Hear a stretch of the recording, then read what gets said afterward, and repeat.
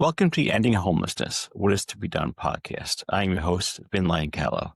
Today I'm thrilled to be talking with Dr. Tony Sparks. Dr. Sparks, professor of urban studies and planning at San Francisco State University, is the author of the important recent book, Tent City, Seattle, Refusing Homelessness and Making a Home. Homeless encampments have become widespread in the U.S. in recent years, as is sleeping rough or in vehicles. Homelessness continues as a routine feature of life within the wealth of the United States, with some indications that homelessness is at record levels since 2024.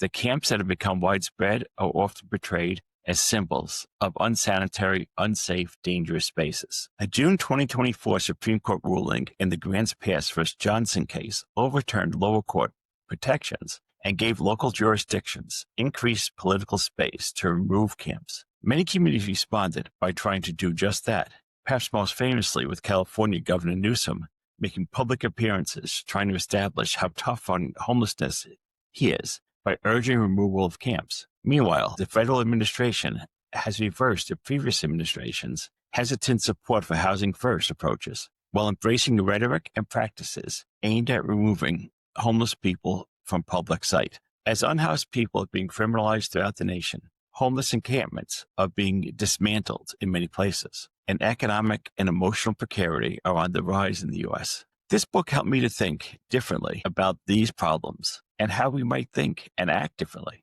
which is not easy at my age after working on homelessness and neoliberal governance for over 3 decades now. Dr. Sparks' book offers an ethnographic analysis of Tent City 3, which is a collectively governed community that has been in existence for over a decade in Seattle. Yes, that is correct. This is a tent city that works by the people living in the community, living together, setting the rules together, and managing their lives in the camp together. It is almost as if the unhoused people who have lived there throughout the community's existence are actual, functioning human beings who learn to live and be together.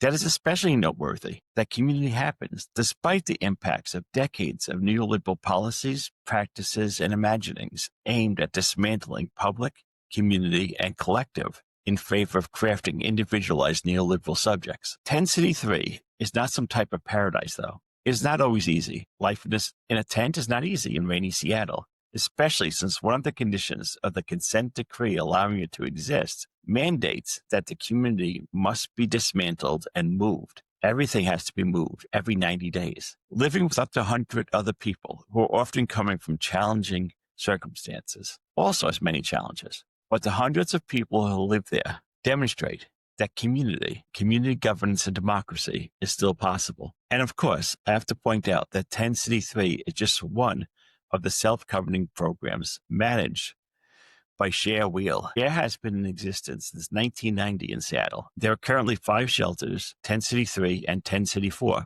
providing space for up to 350 people each night, managed by the people living in those spaces through collective community governance. It is a model that has worked well there for decades. What is interesting to consider, and Dr. Sparks points this out in the interview, is why such models appear so unique or even shocking to many people and remain largely unprecedented. Most programs for homeless people still rely upon professional staff trying to manage and govern perceived deviant homeless people. Especially interesting is that such normal interventions against homelessness have proven to be so ineffective at preventing or ending homelessness, and yet they continue. As Tony Sparks emphasizes in his book and covers in our conversation, Tent City 3 functions as a space for making home in a community where rich social connections develop at a time where loneliness has become epidemic in the United States. He urges us to think differently about what it means to have a home, what home itself means, beyond just a space within private property. Dr. Sparks did not simply survey or interview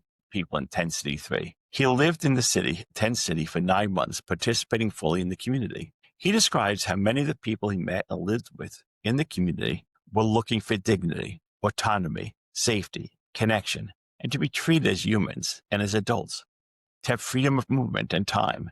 This is a sentiment that many of us working on homelessness hear over and over from unhoused people. Not surprisingly, these are also things that many housed people hope for in their lives. Are they so different? Perhaps the most unique about this book is how Dr. Sparks connects homelessness and housing to the ongoing processes of settler colonialism. Dispossession from land has long been part of that process, but so has the aspect of the colonizing project of trying to make and reward particular types of subjects, as scholars from Fanon to Glenn Cotard emphasize. Colonizing the mind and self is an integral part of settler colonialism.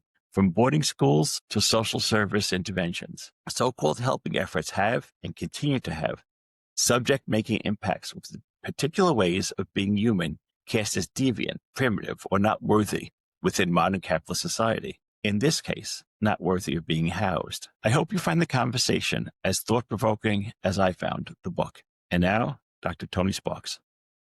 Welcome to the Ending Homelessness podcast. I'm your host, Ben Lyon-Callow. Today, I'm thrilled to be talking with Dr. Tony Sparks, professor of urban studies. We'll be talking about his new book, 10 City Seattle, Refusing Homelessness and Making a Home.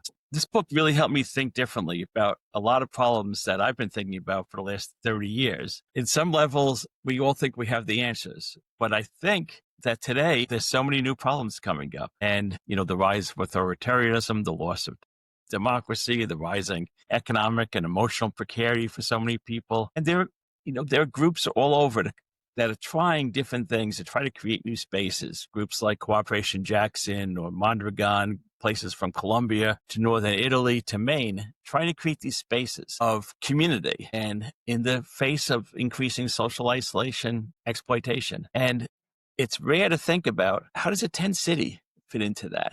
Can you have a space that's self-governing, that has the possibility of somewhat of freedom for people? Can it be part of this movement? So we want to start off with just that question. Can you tell me a little bit about 10 City 3, how it operates? You actually live in this community and you wrote this book about it.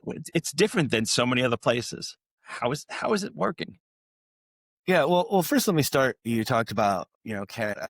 I just have to say that my interest, the thing that got me started on this research wasn't, in fact, homelessness. My research up to this point had been on political informality. And so, my interests lie in how do people organize themselves in the wake of state failure? What happens after a hurricane or a tornado? How do people come together and figure out how, can I swear, shit is going to get done? I think we're okay. Okay.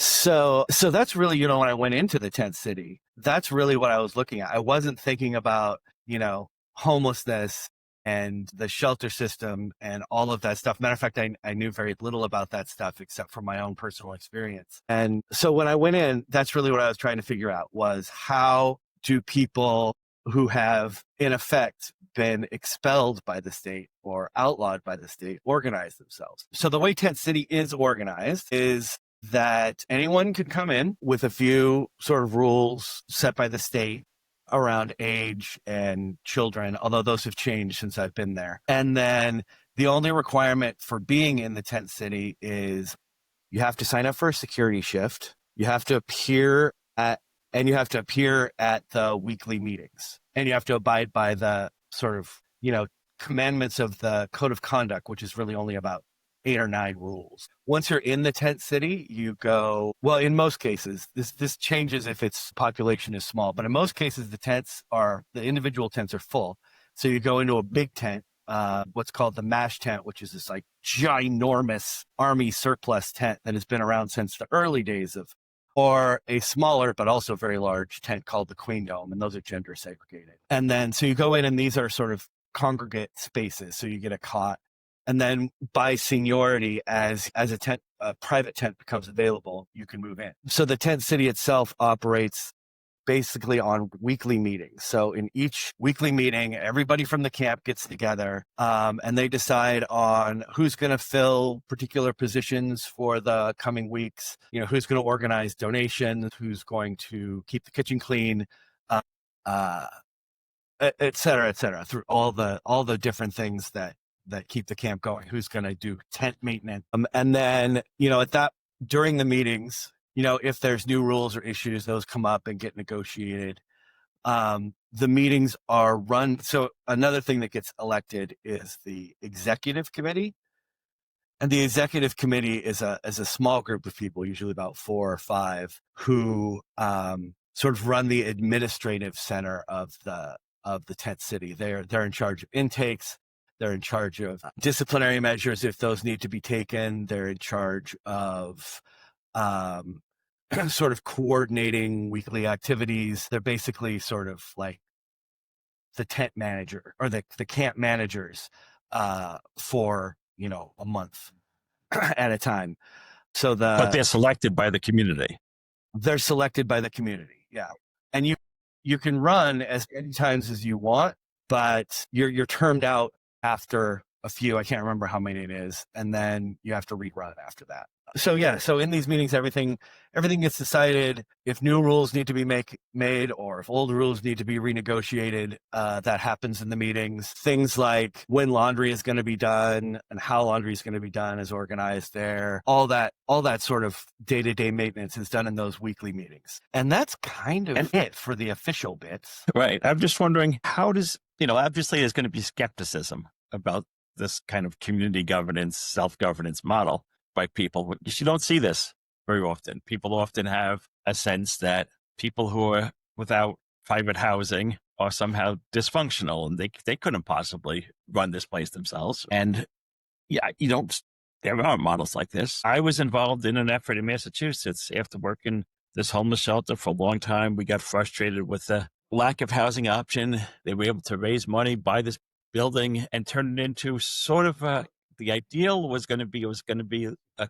collectively run rooming house type of transitional housing, but you could stay as long as you wanted. It was funded, mostly supported by HUD, so you only had to pay a third of your income at the time, and there was going to be weekly meetings there. And it was hard to get, and a lot of the people were self-selected from those who had been participating in these kind of weekly community meetings at the shelter. And so there was some type of training into this, but it was really difficult for people not to rely upon the staff to try to do this or to try to solve problems. And so I'm wondering about, is there training in terms of like collective governance? How do people learn to manage this? It's so different from what we're used to in this country at this time. Yeah. And, there is not any training. Basically, one moves into an executive position after they've sort of been around the camp and seen how things work. And really, you talk about the difficulty of starting. And this is something that I've talked about with a lot of people. Yes, the difficulty is in starting. Ideas like, sort of becoming part of a group, running a space, being at home and what that means is not something that either there's a rule book for or that's something that just happens, right? It has to be built through what we might call like micro processes of just being together. And of course, most of us have been through this on a small scale. Anytime anyone has ever, gone and lived with roommates or, been part of a summer camp or any of those things, we Right. move in with a group of people and we've got to figure out like how the bathroom's going to get clean, how the bills are going to get paid. How do we use shared spaces? What level of privacy do we expect in our rooms? Like this sort of thing is not abnormal. This is something that we all have dealt with in some way in coming together in our home environments, in our office environments. So it's not, unheard of. And so I think, it's a process of negotiating how that is going to be done on a day-to-day basis. It's a constant negotiation. It's a constant coming together. It's a constant figuring things out. It's a process. It's not like an end result or a structure that is pre-existing that people just sort of fold into. And there's this groups share wheel who sort of oversee things, but they don't have staff who intervene and make decisions for people. So you can't turn to that. It's up to you as a part of the community to figure this out, right? Yeah. And that I think gets frustrating on both ends. I didn't mention the camp coordinators. Camp coordinators are paid staff, but they also show up at meetings and they sort of, run the back end of things. They're working with donors, they're working with sites and locations. And, by rule, they don't get a vote, and they don't get to dictate policies. But, at times this can be frustrating. What the camp coordinators will do is come into meetings and say, well, X, Y, and Z need to be done. If these things aren't done, we all have to be out on the street. So figure it out. And I know that, based on the personality of the camp coordinator, it can be very difficult to resist the temptation to be like, just do this. It's obvious. And some are better than others. But, essentially that role is both fundamental, it's that person in the background saying these things need to be done, and extraordinarily difficult. But yeah, they don't get a say, but they do get to nudge, right? They can say, these are some possibilities that are open that you might try. This is what we've tried in the past. And I think, a big part of, well, maybe not, I don't know. I don't know if I'm qualified to say it's a big part, but a part of the success over time is having those, sort of stable voices that are able to have that both the institutional memory and the sort of big picture to say, well, this is what's been done in the past. This is what you might try, to sort of keep things rolling. And there were no limits to how long somebody can stay, right? So you can have that institutional memory. Yeah. And certainly, while I was there, there were a handful of people who had been there more than a year, maybe two that had been there more than 5 years. Most people rolled through, I think the average was probably less than a month, maybe about 20% stayed 6 months or less. But there's always some sense, and I will say, based on who moves in and who moves out, the sense of institutional memory sort of waxes and wanes. You know what I mean? And that has good and bad. That has good and bad effects. That reminds me of I did my master's thesis on intentional community in Missouri, East Wind community. And it's been around since the early 1970s, but nobody there has been around since the 1970s. There are these sort of practices and routines that get in, and you have to learn to live together intentionally. And doesn't always go easy. And some people last a little bit, some people don't. But if, you talked about, you have roommates, but everybody's had like terrible roommates, who don't do their share, who leave a mess in the kitchen, right? What do you do then? What if they don't show up for the meeting? What if they don't do anything? Is there a way to just say, no, you're not doing your part here?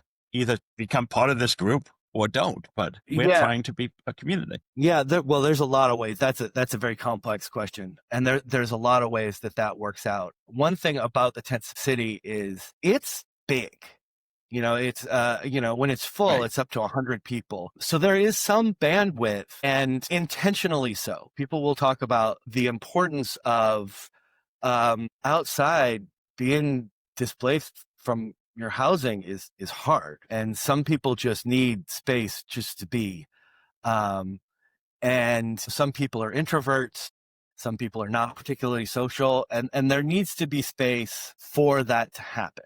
And I think in a group that big, you can have some people that participate less or maybe even not participate at all and sort of let that flow. So that's sort of the, moving inward. So that's sort of the outer level. However, there is, again, you're living with a group of people, and there is peer pressure and there is encouragement to become more involved, to do more things, to show up to more meetings. As people meet friends, they're more likely to engage with broader communities. And so, some people who may have been on the fringes may come to the center around that. Sometimes there's issues in particular that come up that will push somebody who maybe hasn't been a participant to participate and get a chance to be part of that. And now sort of moving in from that, there are specific rules and sanctions around participation in security shifts. And at some point I need to talk about what a security shift is, because it's not really captured by that name.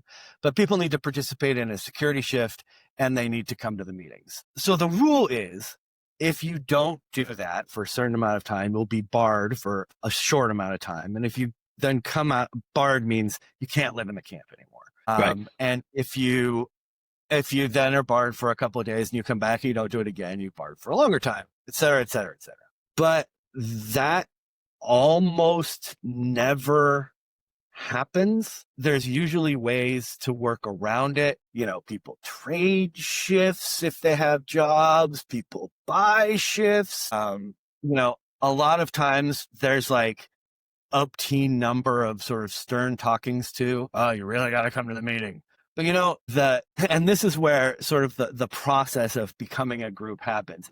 If you're an asshole, then you're much likely to incur sort of the official sanctions. Right. But if you're like, oh man, I'm really working at it, I've got this stuff going on, then, you can usually sort of make it work. And I think that form of negotiability, especially for people who've been out a while, is a mechanism of bringing them in, right? Listen, we understand you've got this going on, and people feel heard and people feel seen. And sometimes, and at the end of the day, some people can't do it, don't want to do it. It's not be all end all for everybody. You know what I mean? Right. But what it is interesting is when you talk to people, I think, at least 4 or 5 people who've done research working in homeless encampments in different places all over the country. And what often comes out, and talking to people here locally in an encampment that's undergoing some challenges now, is a sense of community, of connection with other people, and the relationships that they develop with each other that often get sort of ignored otherwise. We think we want to treat everybody as these individuals competing with everybody else. And often when they're living together and working together, they get that the biggest part of it is it's not great living in a tent city, but it's the community seems to be something that people like. And often, when I was reading your book, I was thinking about this. When I was working in some shelters in Connecticut, Massachusetts that I worked at, we often had this sort of idea that the ideal is to get somebody out of the shelter. We want them to not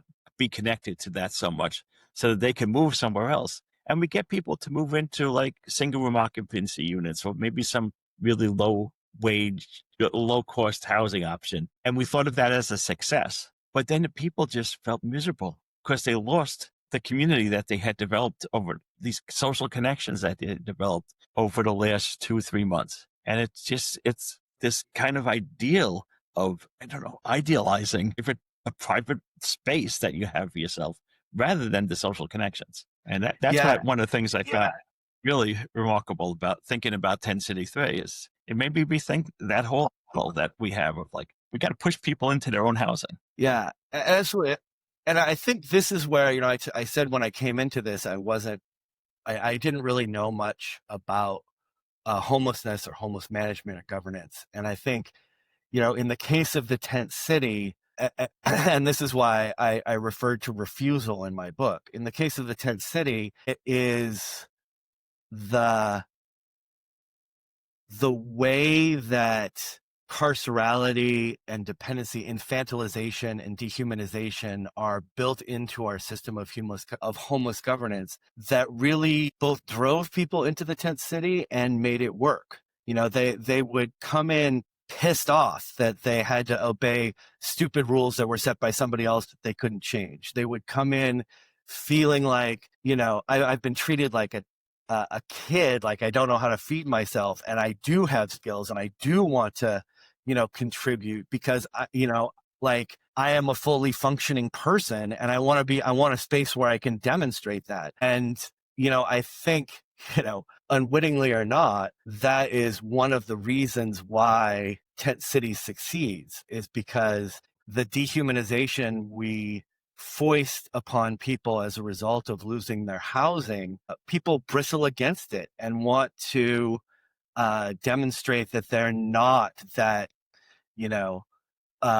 incapable, dependent, useless person that society and the system tell them that they are. And they're like, look, I can do this. I can live my life. And I want a space where I can live my life, where I can be in control of my surroundings and in contact with other people and, helping people when I can and contributing when I can. And I think that's something that people really want. And, to go back to my early research, that's true in most cases. The myth of sort of the self-interested individual in sort of Hobbesian competition is just something that does not play out in regular, in disaster situations. People, their first thing is not necessarily to appeal to authority or to try and loot or steal or do something that will gain them. Their first instinct is, how do I what can I do to make myself and my neighborhood and my loved ones safe? Uh, and they really do, you see mutual aid is far more common than sort of self-interested theft in almost every situation. That I think plays out in the tent city as well. Now, of course, there's a wide bandwidth of human personalities, but in general, that's what I. I was at a meeting just this last Friday, this in Lansing, Michigan, nearby. There's this effort. They just bought these little mini pods and they want to create like a housing first community out of the pods for people. And they were having this meeting about how to plan for this. They bought these pods because Kalamazoo, a group in there, had bought it and they couldn't find a space that would allow them to move in because of the kind of prejudices against homeless people. So Lansing's now trying this. But one of the things that everybody who was at the meeting, who's either currently living in their tent or had recently been homeless, bring it up over and over again is, can we be treated as a human being? Can we have freedom? Can we be an adult and not be treated as children or somebody dysfunctional? Can we come and go as we please? And the city staff was like, well, we'll have to see. We're still developing the rules. But it was so clearly important to people, which made me think of your book, that this idea of like, can we be treated as full human beings, that it so often gets missed. And we have to like sort of infantilize people. Yeah. We don't have to, but we do. Right. And what's interesting is when talking about people without housing or, even poor people in general, our default is infantilization and dehumanization, despite the fact that there's no evidence to support that and all the evidence to the contrary. At some point you have to look at it just as engineered cruelty. There's no data or empirics that suggest that treating people, infantilizing people, or assuming that they can't take care of themselves is an appropriate, accurate, or useful model for dealing with issues of need or housing. It's something that we've done that for 40 years and we've solved homelessness. We're just going to keep doing the same thing we've over done and it over. For 300 years. It starts with the Elizabethan poorhouses. We don't do stuff much different than we did in the early modern period. And you just keep repeating the same type of models over and over again, spend millions and millions of dollars doing it, and get surprised when the poor outcomes are poor. It's remarkable. Yeah, well, I'm not sure how much of it is surprise. I'm not sure how much of it is surprise and how much of it is necessity, that in order to reinforce the boundaries of what it means to be a good self-governing subject in a capitalist private property regime, requires that we demonize those people that we displace and exclude, because at the end of the day, those boundaries are only held in force by the rules that criminalize the alternatives. I wonder about the title there, Making a Home. If we could talk about what it is, how you're conceptualizing a home there. And is it just unhoused people who lack that home today? Because I'm thinking about, it's not just those people. Former Surgeon General Vivek Murthy, his big report 2 years ago about the epidemic of loneliness in the U.S., that we have 30 years of neoliberal governance and policies and ideas that have created the notion of individuals competing with one another in the marketplace. And one thing it's created is this just loneliness, and people don't feel a belonging and a connection with anybody else. And how do you create a home? What does home even mean? I'm glad you phrased it that way, because, I feel like every interview I do or talk that I give, what's going on in the back of my head is that nothing I'm talking about is weird. The homemaking practices that happen in the tent city are the same things we all do with our friends and our families and in our houses and elsewhere, about making those connections and having you know, being treated like humans and having a stake in our worlds. The only reason I get invited to talk is because I'm talking about a bunch of people that nobody expects to be able to doing it. Right. And again, I talked about how ridiculous that is. And so I'm constantly in the back of my head, like I have this like inner angry guy saying, this is no different than what everybody does. Saying that they do it with their friends, but there's public health research now suggests that people have less and less friends. Yeah, exactly. And this is why, towards the end of the book, and actually in the research that I'm working on now, I really try to foreground this idea of home as an affective space of connection, of routine, of stability, of security that we create as we go. Home is a process of belonging, of being, of having a place in the world, or creating a place in the world.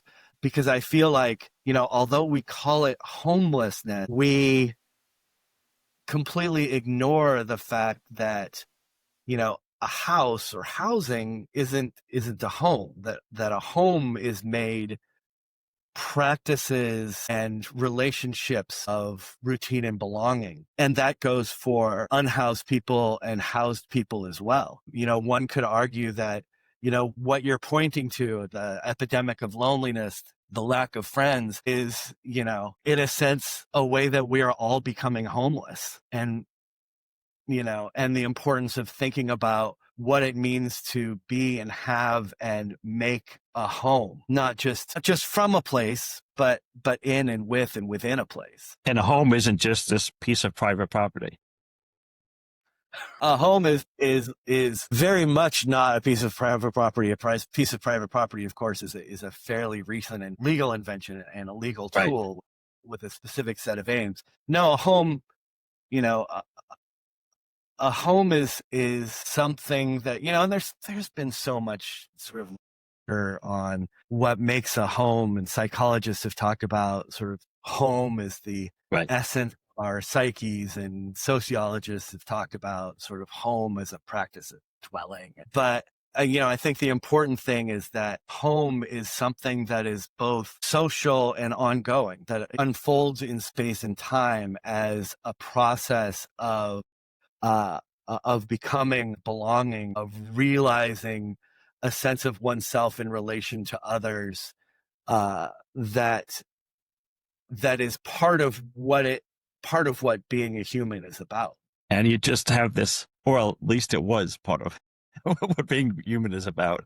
And some people suggest that there's still this desire for that, even when we're given these alternative messages that you need to be the lone self fighting against everybody else out in the cruel world. When you think about it, the answer that so many policymakers have to tent cities, to homeless encampments, is to just tear them down, to displace the people. And the nice mayors and governors may say, oh, well, we'll find you some other place to go. But it doesn't, it's rarely a place where you maintain a sense of home and connection. It's if we find some to shove you into inside, that's the solution. And it's just, that's so often this is presented that way. Yeah. And I would argue, and do argue in the book, that that's not something that just happens. That's a more or less conscious strategy, right? That our shelters are set up specifically to remove those aspects of home and connection, to dictate when one can be in and one can be out, and one can do certain activities, to dictate who can be visited and who can interact with who, when, even the idea of, temporary shelter where, in and out is a set thing, and organization or agency within those spaces is, either actively discouraged or completely, forbidden. I think we create this place, maybe I should put it this way: the effect of these places is to take home away, to Right. to tear one out of home, to create homelessness from people who have lost housing. Um, you know, I don't think it's an accident that there's a very narrow line between the concentration camp and the summer camp, between the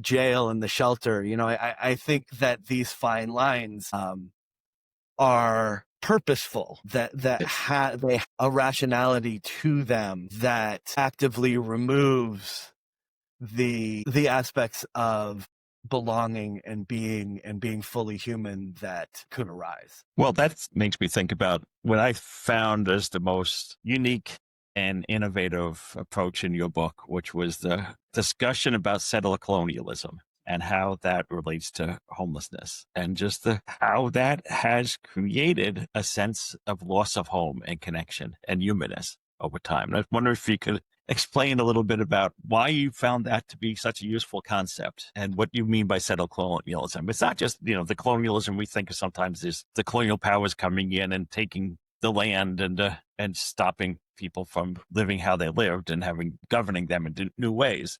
But this is what is it that why is that so enticing to you as a concept? Wow, that's a big question. Well, it's a big concept that I haven't seen people talk about in the work on homelessness, and I've been doing this for decades. So it really made me think differently about it. Okay, so I guess there's sort of a meta and a more concrete answer. So I'll start with the sort of meta, and that is, I grew up in the Pacific Northwest corner of the United States, where settler colonialism, where the removal of indigenous people and the creation of knowable, governable, propertied spaces is both recent and ongoing. These are negotiations that are still happening. These, both the outcomes and the processes of settler colonialism are things that were around me when I was growing up, going to school. Right. And so when I came to this displacement from home, displacement through the lens of property, just looked like the displacement of people from their land that the settler project has been engaging in for the last 100 years. So that's sort of the meta background. That's how I saw it that way. But to get sort of more into the academics of it,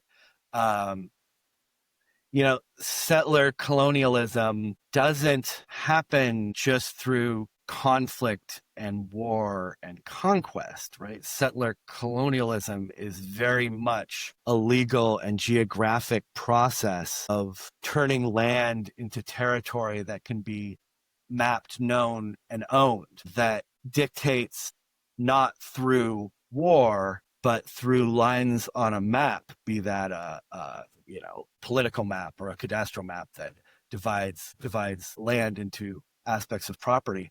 Property in that context becomes, a weapon, just like the gun or the cannon of excluding, expelling, and displacing people from the land. Property is a tool. Private property, as conceived of in U.S. law, is nothing but a legal tool of exclusion, a tool of exclusion that is backed by the power and the violence of the state. I think it's important to say that property is not a thing that just exists. A property is a right granted by governance, backed by the force of the state. And so, as a tool of exclusion, as something that is only about exclusion, as something that was used in the United States context through, mapping, land grabs, dividing property, specifically to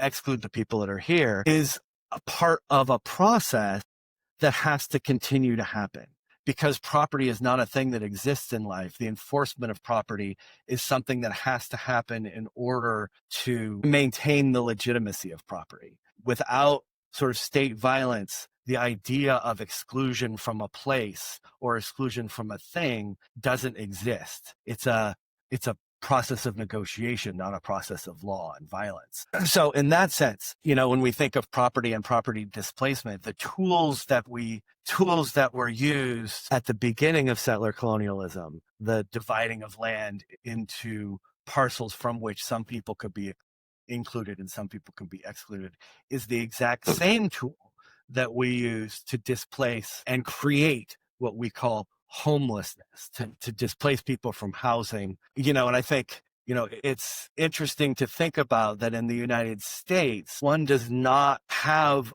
a right to be anywhere. When I was reading the book, I was thinking about, John Trudell's stuff, or Can We Become Human Again? Or thinking about how different are boarding schools from homeless shelters, and the underlying ideas here about you have to kill certain types of behaviors so you should be worthy of being housed, or worthy of or housing first programs. They're often predicated on this notion of fixing some type of pathology or normalizing people. And what's lost in that?